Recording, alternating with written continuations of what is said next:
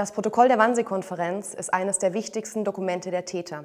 Es gibt Aufschluss über die Ermordung der europäischen Jüdinnen und Juden. Am 20. Januar 1942 fand eine Besprechung mit anschließendem Frühstück, wie es offiziell hieß, hier im Gästehaus der SS am Wannsee in Berlin statt. Auf Einladung Reinhard Heydrichs, des Chefs des Reichssicherheitshauptamtes, kamen 15 Männer, allesamt hohe Funktionäre des nationalsozialistischen Staates, hier zusammen. Die Männer kamen aus verschiedenen Ministerien, der Polizei und SS, der Besatzungsverwaltung und der NSDAP. Es gab nur einen Punkt auf der Tagesordnung: die Endlösung der Judenfrage, also die systematische Ermordung der europäischen Jüdinnen und Juden. Das Protokoll der Besprechung am Wannsee, von dem nur eine von 30 Kopien überliefert wurde, gilt also als eines der zentralen Dokumente des Holocaust. Das ist auf den ersten Blick allerdings nicht klar. Wenn man sich die 15 Seiten dieses Protokolls einmal genauer ansieht, dann dienen die ersten 1,5 Seiten einer Auflistung der Teilnehmer. Danach gibt Reinhard Heydrich einen Überblick über die bisherigen Verfolgungsmaßnahmen. Und die letzten 5 Seiten des Protokolls dienen einer besonderen Frage, nämlich des Umgangs mit als Juden definierten Menschen, die mit Nichtjuden verheiratet sind, also in sogenannter Mischehe leben und Kinder haben oder keine. Und hieran wird auch deutlich, wie bürokratisch flankiert die gesamten Verfolgungsmaßnahmen waren und ohne die Bürokratie auch so nicht hätten stattfinden können.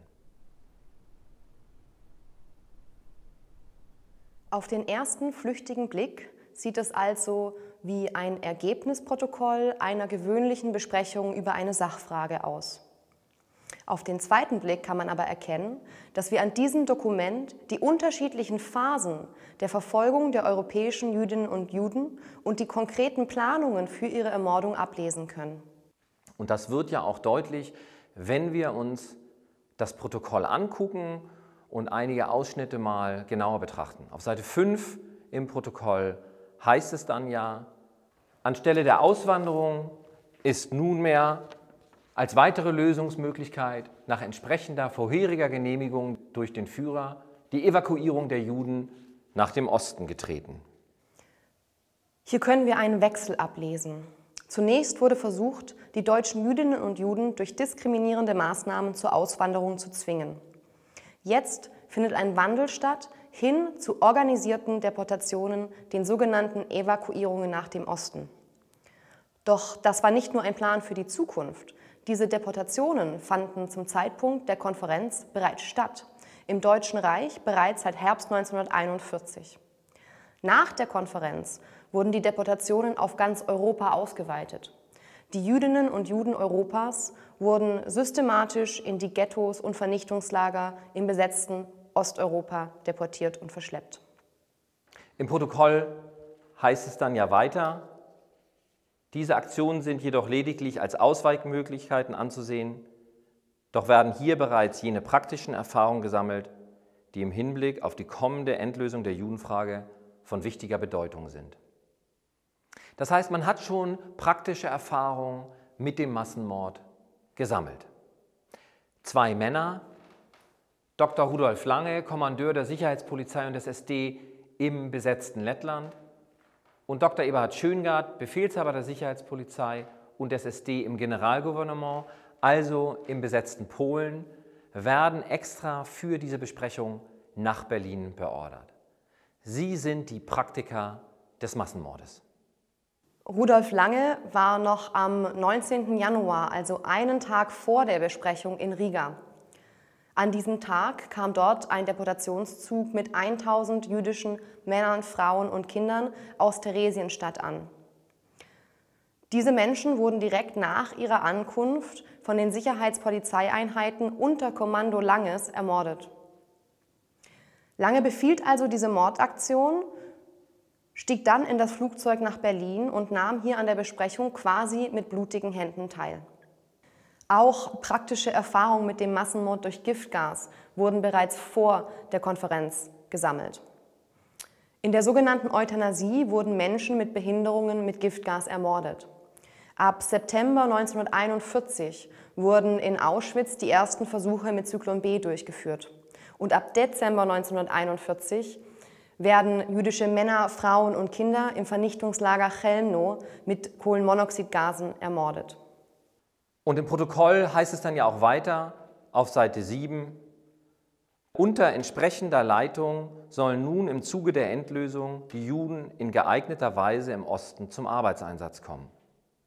In großen Arbeitskolonnen unter Trennung der Geschlechter werden die arbeitsfähigen Juden straßenbauend in diese Gebiete geführt, wobei zweifellos ein Großteil durch natürliche Verminderung ausfallen wird.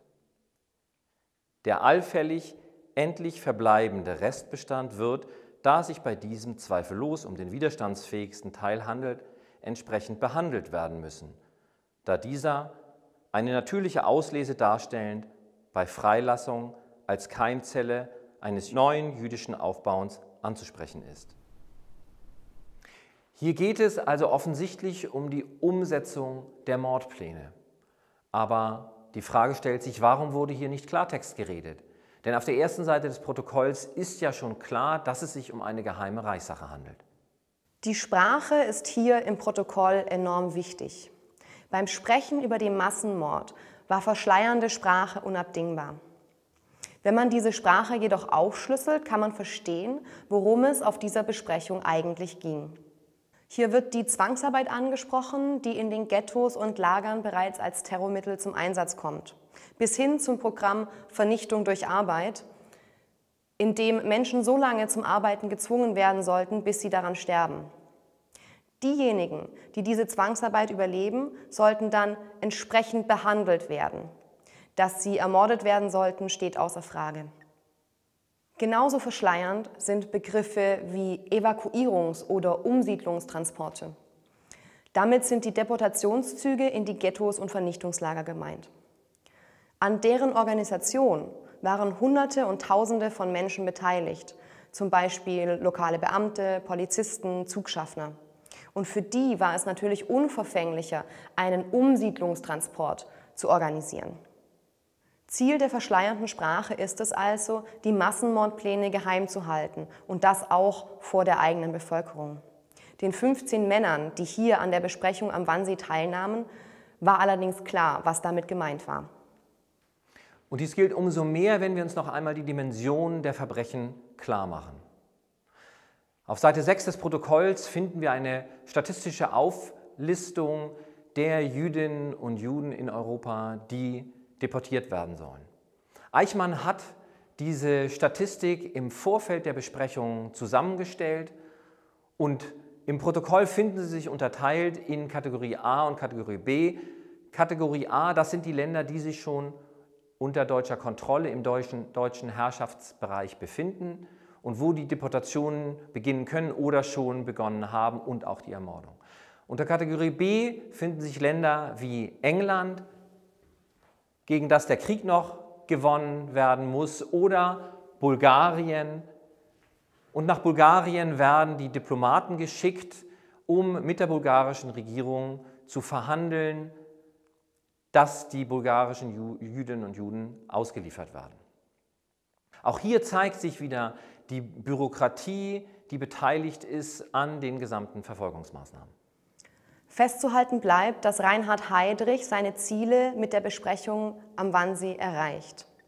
Seine Autorität zur Durchführung und Koordination der Endlösung der Judenfrage werden akzeptiert.